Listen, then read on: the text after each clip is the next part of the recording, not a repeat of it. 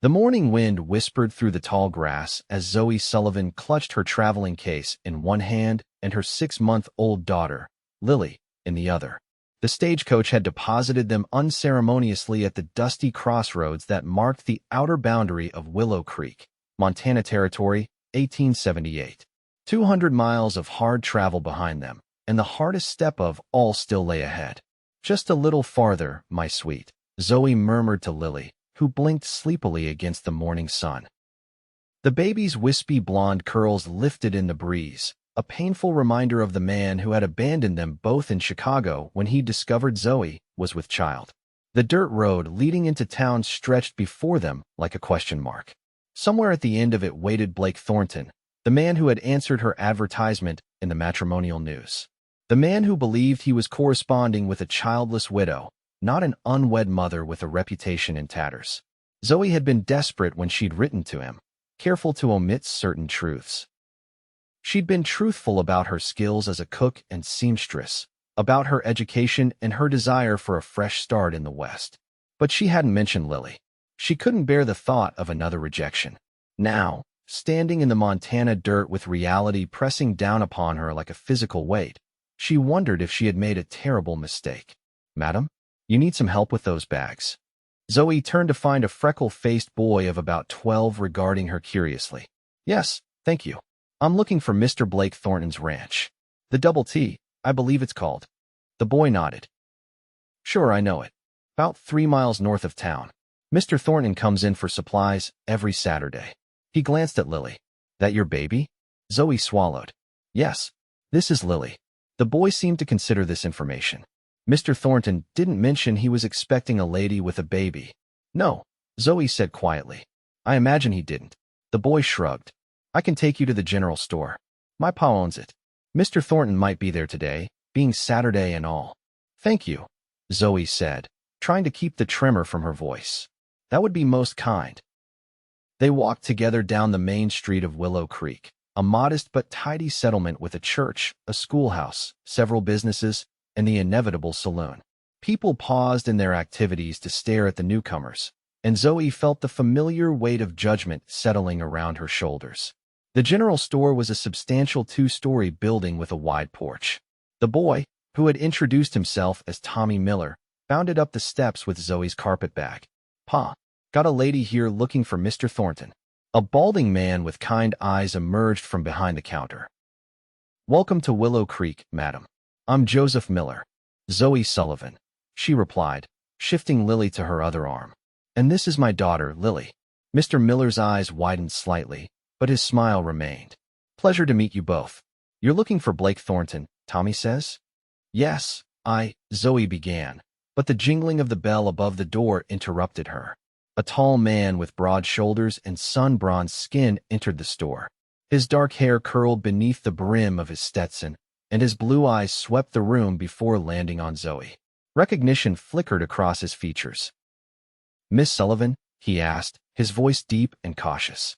Zoe's heart hammered against her ribs. "Mr. Thornton." His gaze dropped to Lily, and Zoe watched as confusion, then understanding, then something unreadable crossed his face. "I see there's been a misunderstanding," he said finally. "Mr. Thornton, I can explain." "I believe you can, Miss Sullivan," he interrupted, his tone measured. "But perhaps not here." Silence descended on the store as curious onlookers pretended to be interested in the merchandise. "My wagon's outside," Blake Thornton said. "We can talk on the way to the ranch." Zoe's legs felt weak with relief. At least he wasn't sending her away immediately. "Thank you." Outside, Blake lifted her trunk into the back of a sturdy wagon with practiced ease. He hesitated before helping Zoe up to the seat, eyeing Lily with uncertainty. "How old?" he asked as he climbed up beside them and took the reins. 6 months, Zoe replied softly. He nodded, his jaw tight, and clicked to the horses. They pulled away from the general store, leaving the curious stares of Willow Creek behind. "You didn't mention a child in your letters," Blake said when they were beyond the town limits. "No," Zoe admitted, her voice barely audible over the creak of the wagon. "I didn't." "Why?"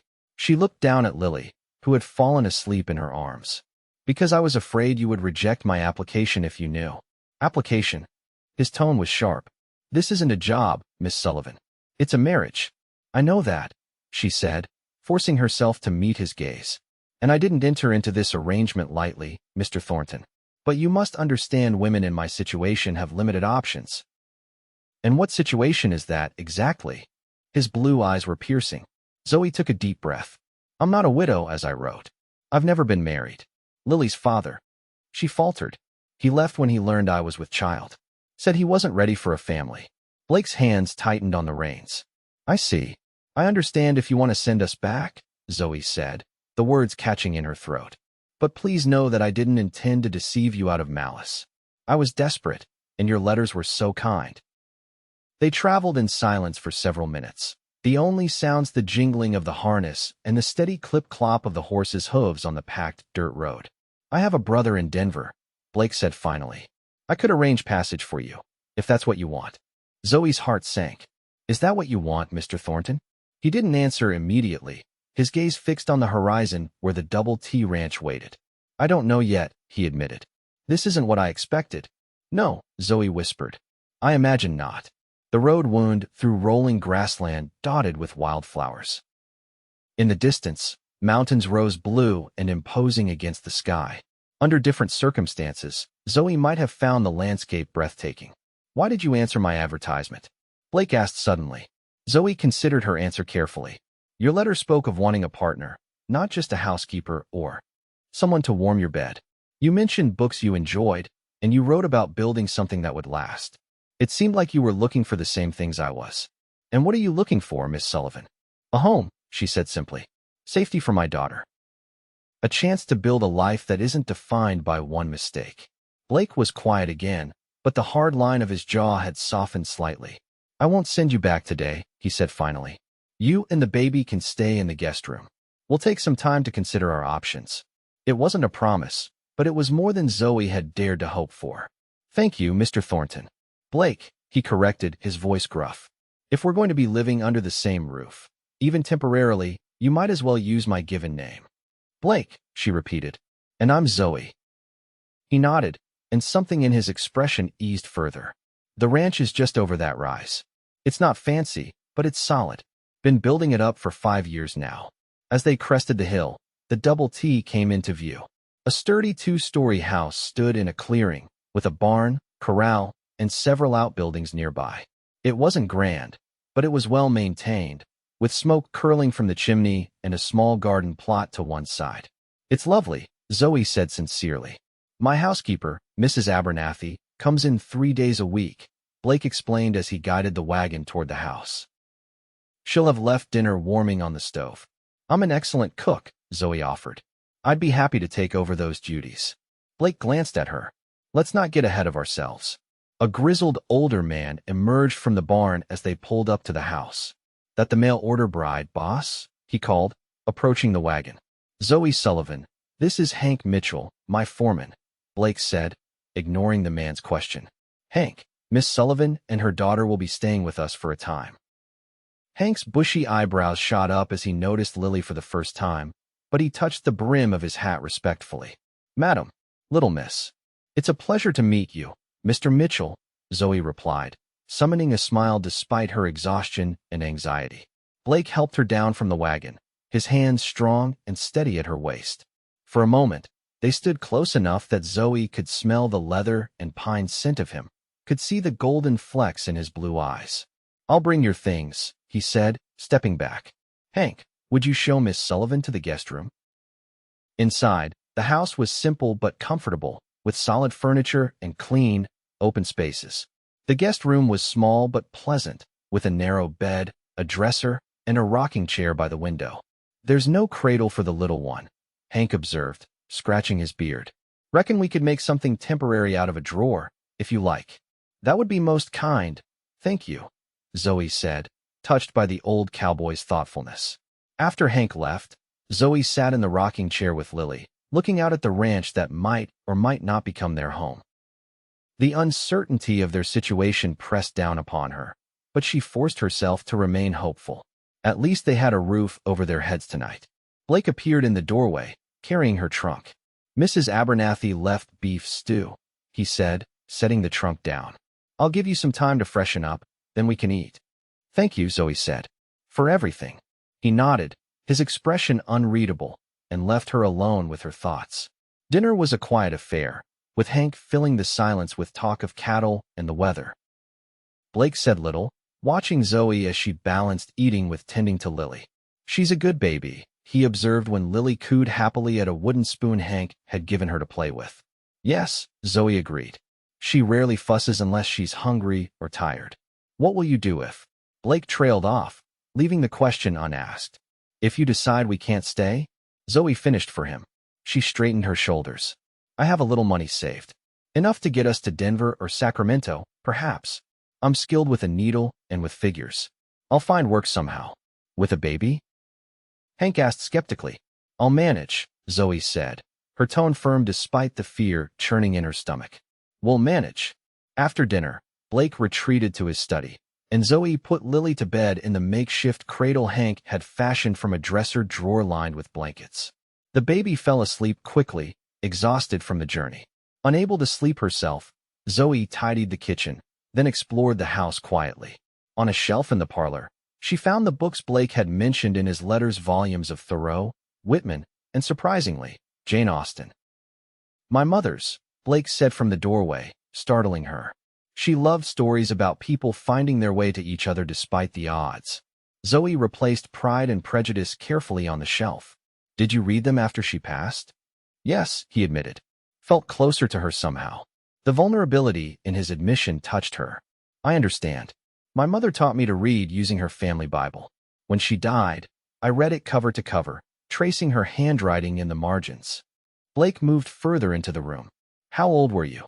12, Zoe said. My father followed her 3 years later. I went to live with my aunt in Chicago. I lost both my parents in a single winter, Blake said. Influenza. I was 17, my brother 15. I'm sorry, Zoe said softly. He shrugged. It was a long time ago. We survived. They stood in silence for a moment, the shared understanding of loss creating a fragile connection between them. Mr. Thornton Blake, Zoe began hesitantly. I want to apologize again for my deception. I should have been honest from the start. Yes, he agreed. You should have. If you want us to leave, I understand. But if there's any chance. She faltered. I promise I would be a good wife to you. And Lily, she's a blessing, not a burden. Blake studied her face in the lamplight. I need time to think, Zoe. This isn't a decision to be made hastily. Of course, she said quickly. Thank you for at least considering it. He nodded. Get some rest. Things often look clearer in the morning. Zoe didn't sleep well that night, despite her exhaustion. She woke at dawn to find Lily babbling happily in her makeshift cradle. After washing and dressing them both, she ventured downstairs to find Blake already up, drinking coffee at the kitchen table. Good morning, she said softly. He looked up, his expression softening at the sight of Lily's cheerful face. Morning. Coffee's hot if you want some. Thank you, Zoe said, settling Lily on her hip while she poured a cup with her free hand. You're good at that, Blake observed, managing with just one arm free. Zoe smiled ruefully. Necessity teaches quickly. I'm riding out with Hank to check the north pasture, Blake said, rising from the table. We'll be back by midday. Is there anything I can do while you're gone? Zoe asked. I noticed the garden could use some attention. Blake hesitated. You don't have to earn your keep, Zoe. Not yet, anyway. I know, she replied. But I'd rather be useful than idle.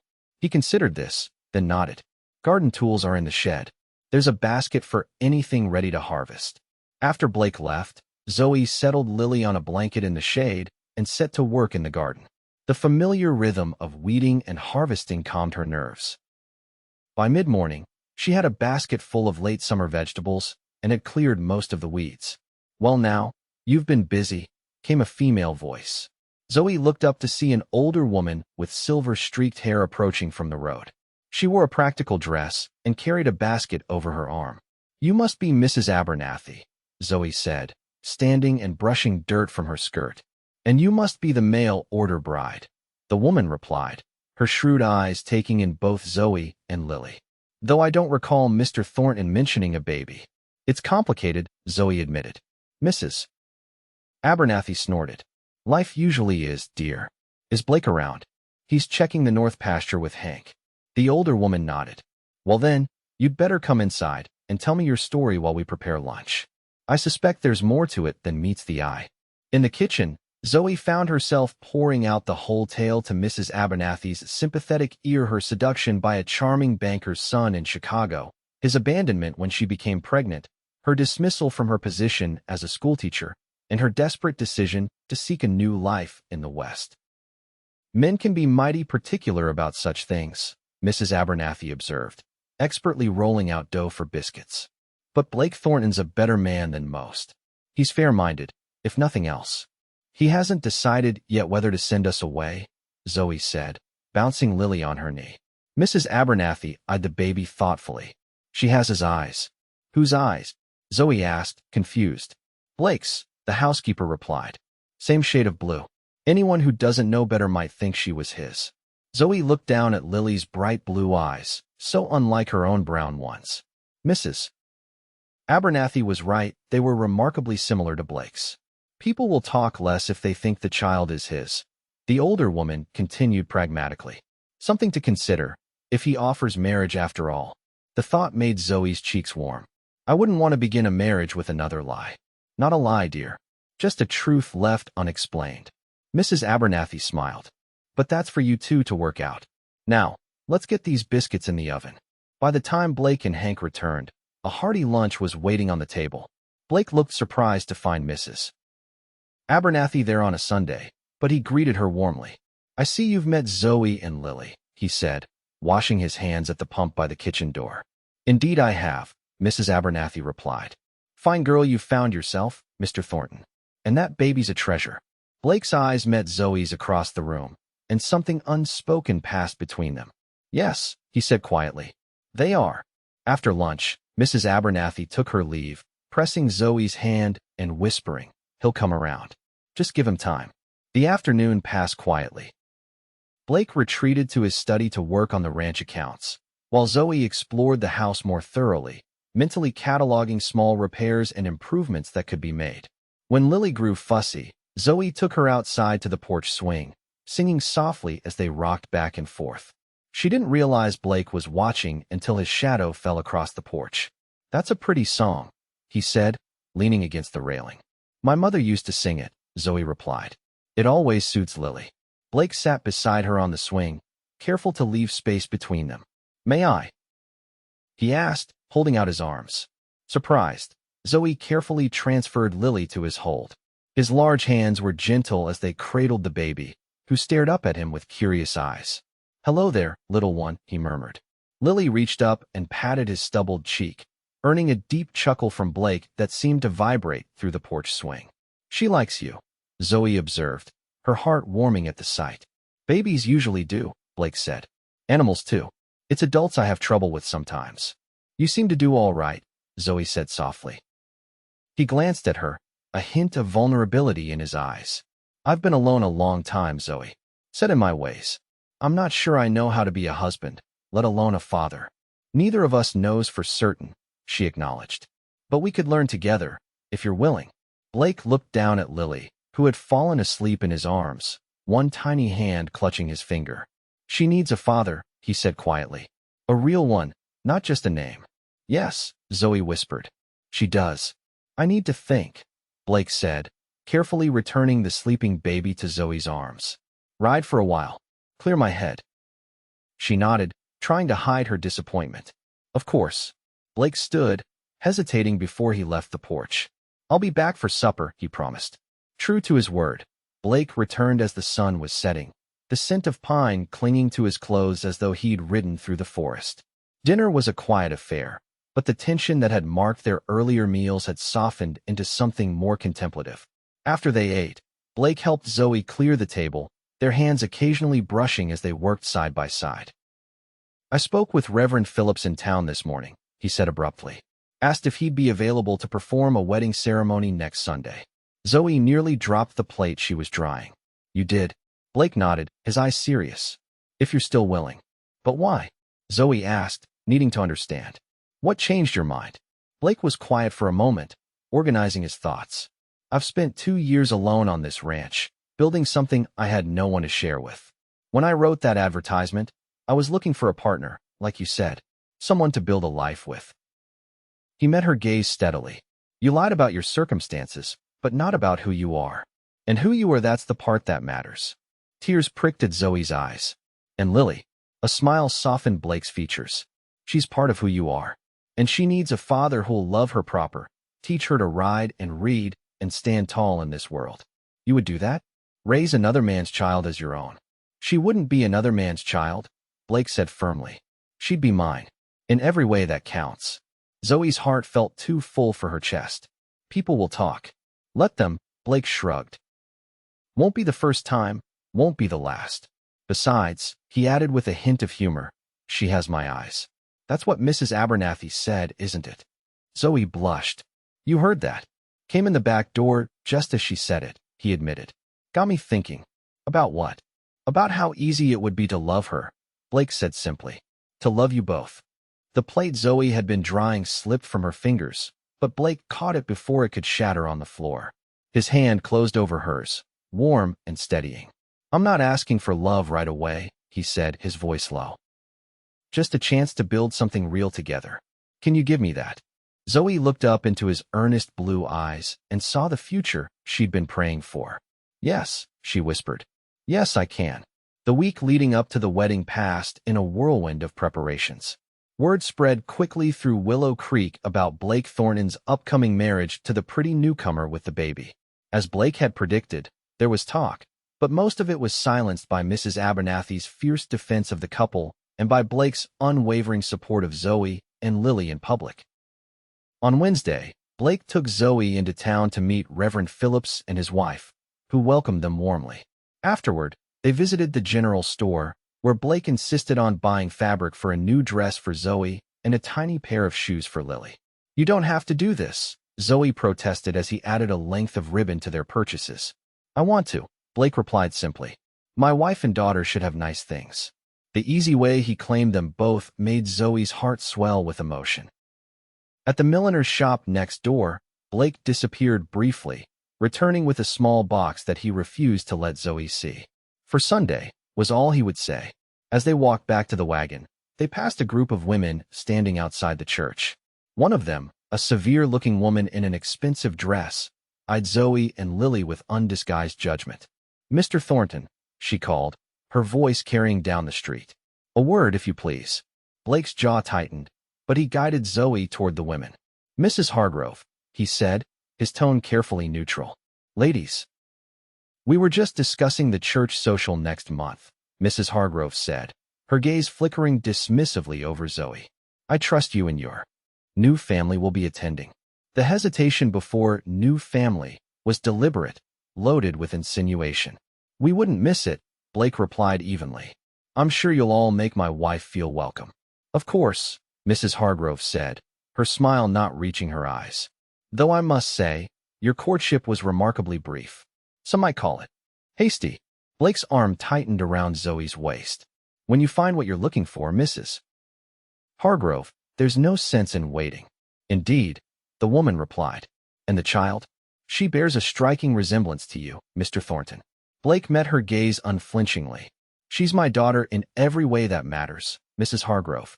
Anyone who suggests otherwise will answer to me. The quiet steel in his voice made the woman step back slightly. Well, she said, recovering her composure. How? Fortunate for you both. Yes, Zoe spoke up, drawing strength from Blake's support. We are very fortunate indeed. Good day, ladies. As they walked away, Zoe whispered, Thank you. Blake squeezed her hand. No one talks about my family that way. Not even the high and mighty Mrs. Hargrove. My family. The words warmed Zoe from the inside out. The night before the wedding, after Lily was asleep, Blake and Zoe sat on the porch swing watching the stars emerge. Nervous? Blake asked, his shoulder warm against hers. A little, Zoe admitted. Are you? Some, he said. But not about marrying you. What then? Blake was quiet for a moment. Being a good husband. A good father. I don't have much to go on. My pa died when I was still figuring things out for myself. I think, Zoe said softly, that caring enough to worry about it is a good start. He smiled at that, the expression transforming his serious face. Maybe so. They sat in comfortable silence for a while, the swing creaking gently beneath them. Blake, Zoe said finally. There's something I need to tell you before tomorrow. He turned to look at her, his expression open. What is it? I haven't been entirely honest about my feelings, she began, gathering her courage. When I answered your advertisement, it was out of desperation, yes. But your letters, they made me hope for more than just security. They made me hope for companionship, for understanding. She took a deep breath. What I'm trying to say is, I think I could love you very easily, Blake Thornton. I think perhaps I've already begun to. Blake's eyes darkened, and his hand found hers on the swing between them. Zoe, he said, his voice rough with emotion. I never thought to find someone like you. Someone brave enough to cross a continent for a new start, smart enough to challenge me, gentle enough to raise a child with such care. He lifted her hand to his lips. I think perhaps I've begun to love you too. The kiss he pressed to her knuckles was chaste, but it sent warmth spiraling through Zoe's body. Tomorrow they would be husband and wife, but tonight, this moment of honest connection felt like the true beginning of their marriage. Sunday dawned clear and bright, as though the Montana sky itself approved of the union about to take place. Mrs. Abernathy arrived early to help Zoe dress, bringing with her a bouquet of late summer wildflowers tied with ribbon. Something borrowed, the older woman said, fastening a delicate silver brooch to Zoe's new dress, a deep blue that matched Blake's eyes. Belonged to my mother. It's beautiful, Zoe said, touching the piece reverently. Thank you. Mrs. Abernathy smiled. That boy's been alone too long. It does my heart good to see him happy. When Zoe descended the stairs with Lily in her arms, Blake was waiting in the parlor, dressed in a clean black suit, his hair neatly combed. The look on his face when he saw her made Zoe's breath catch. You're beautiful, he said simply. Before they left for the church, Blake handed Zoe the small box he'd purchased in town. Inside was a delicate gold band with a small sapphire. It was my mother's, he explained. My father gave it to her on their 10th anniversary. Blake, Zoe breathed. It's too precious. It belongs on your hand, he said firmly. She would have wanted that. The ceremony was small but heartfelt. Hank stood as Blake's witness, while Mrs. Abernathy held Lily and dabbed at her eyes with a handkerchief. Reverend Phillips spoke of commitment, partnership, and the courage it took to build a life together on the frontier. When Blake slid the ring onto Zoe's finger and promised to love, honor, and cherish her and Lily for all his days, his voice was steady and sure. When Zoe made her own vows, looking up into Blake's earnest face, she felt the last of her fear melting away. By the authority vested in me, Reverend Phillips said, beaming at the couple, I now pronounce you husband and wife. You may kiss your bride, Mr. Thornton. Blake cupped Zoe's face gently between his calloused hands and lowered his lips to hers. The kiss was tender but thorough, a promise sealed. When they parted, his eyes were bright with emotion. Mrs. Thornton, he whispered, and Zoe felt the rightness of her new name down to her bones. A small reception followed at the Double T, with neighbors bringing dishes and good wishes. Even Mrs. Hargrove attended, though her congratulations were stiff. Blake kept Zoe close by his side throughout, his hand resting protectively at the small of her back as they greeted their guests. Lily, dressed in a tiny white dress that Mrs. Abernathy had sewn, was passed from admiring arms to admiring arms, though she always reached for Blake when he came near. The sight of the stoic rancher cradling the baby, speaking to her in soft tones as he showed her the decorations, melted even the most skeptical hearts. You've done well for yourself, Blake, said an older rancher as the party wound down. Fine wife, beautiful daughter. Man couldn't ask for more. No, Blake agreed, his gaze finding Zoe across the room. He couldn't. Later, after the guests had departed and Lily was asleep in the cradle that Hank and Blake had built together during the week, husband and wife stood in the doorway of the master bedroom, suddenly shy with each other. I meant what I said earlier, Blake told her, taking her hands in his. About building something real. We can take our time, Zoe. There's no rush. Zoe looked up at this man who had accepted her and her child so completely, who had defended them publicly and cherished them privately, and felt the last of her reservations dissolve. I don't want to wait, she said softly, drawing him into the room. I want to be your wife in every way, Blake. His eyes darkened, and he closed the door behind them. Their coming together was tender and reverent, a discovery of each other that left them both breathless. Blake's hands were gentle on Zoe's skin, his lips whispering words of praise and promise against her throat, her shoulders, her breasts. When they joined, it was with a sense of homecoming that brought tears to Zoe's eyes. Afterward, lying in the circle of Blake's arms, Zoe felt a contentment she had never known before. "What are you thinking?" Blake asked, his fingers tracing idle patterns on her bare shoulder. "That I never expected to be this happy," she admitted. "When I got on that stagecoach with Lily, I was so afraid. The best I hoped for was tolerance." Blake tightened his arms around her. "You deserve more than tolerance, Zoe. Both of you do." She pressed a kiss to his chest, right over his heart. "We found it. With you." The days following the wedding settled into a rhythm that felt as natural as breathing. Blake taught Zoe about the running of the ranch, while she transformed the house with small touches that made it truly a home. They worked side by side during the day and held each other close at night, their initial attraction deepening into something more profound with each passing week. Lily flourished under Blake's attention. He built her a proper cradle, then a rocking horse, whittling the features with painstaking care in the evenings. He read to her from his books, his deep voice rumbling through nursery rhymes and cowboy ballads alike. By her first birthday in March, she was calling him Papa and taking her first toddling steps between his outstretched hands. The day she walked to him on her own across the kitchen floor, Blake swept her up with a whoop of joy that brought Zoe running from the garden. "Did you see?" he asked, his face alight with pride. "She walked to me. I saw." Zoe laughed, her heart full at the sight of them together. There was no doubt in anyone's mind, least of all Blake's, that Lily was his daughter in every way that mattered. Spring brought new calves to the double T and the expansion of the garden. Summer saw the addition of a porch swing large enough for all three of them, and the hiring of 2 more ranch hands to help with the growing herd. By fall, Blake was talking about adding a room to the house. "For what?" Zoe asked, looking up from her mending one evening. Blake's ears reddened slightly.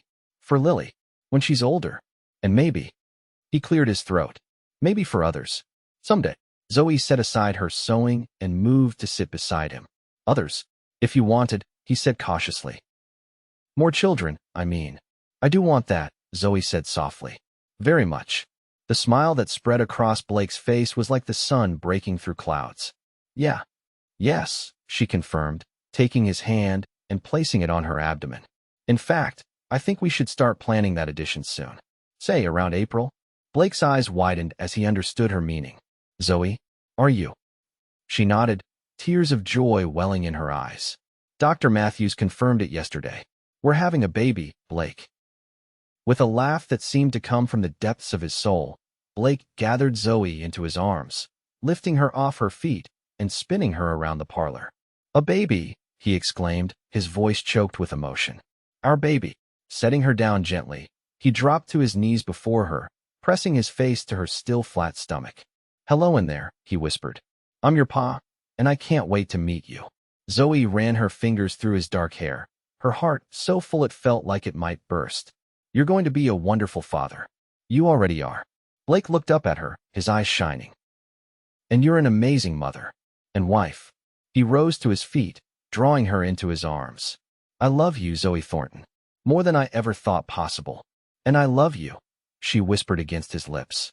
"My cowboy, my husband, my home." Their kiss was a promise renewed, a celebration of the life they had built together and the future stretching out before them, a future neither had dared to hope for a year ago. Winter settled over the Double T Ranch, blanketing the land in pristine white. Inside the sturdy house, a fire crackled in the hearth as Blake read to Lily from one of his mother's books. The little girl curled trustingly against his side. Zoe sat nearby in the rocking chair, her hands resting on the small swell of her belly, watching the two people she loved most in the world. Snow fell softly outside the windows, but within these walls was all the warmth they needed. A family forged not by blood or obligation, but by choice and love, the strongest bonds of all. As if sensing her gaze, Blake looked up and smiled, the expression crinkling the corners of his eyes and lighting his entire face. It was a smile Zoe never tired of seeing, one that still made her heart skip a beat even after a year of marriage. "What are you thinking, Mrs. Thornton?" he asked, his voice low and intimate. Zoe returned his smile, thinking of the desperate young woman who had stepped off a stagecoach with a baby in her arms and fear in her heart. Thinking of the stern-faced rancher who had found room in his life and his heart for them both. Thinking of the journey that had brought them all to this moment of perfect contentment. I'm thinking, she said softly, that sometimes the bravest decision we make leads us exactly where we're meant to be. Blake's eyes held hers across the room, full of understanding and love. Home, he said simply. Home, Zoe agreed, and in that word was everything they had built together and everything still to come. Outside, the Montana winter raged on, but within the walls of the Double T, spring had already taken root in their hearts, in their hopes, in the promise of new life growing beneath Zoe's heart. The mail-order bride who had feared rejection and the cowboy who had feared loneliness had found in each other the very thing they'd both been searching for all along, a love to call their own.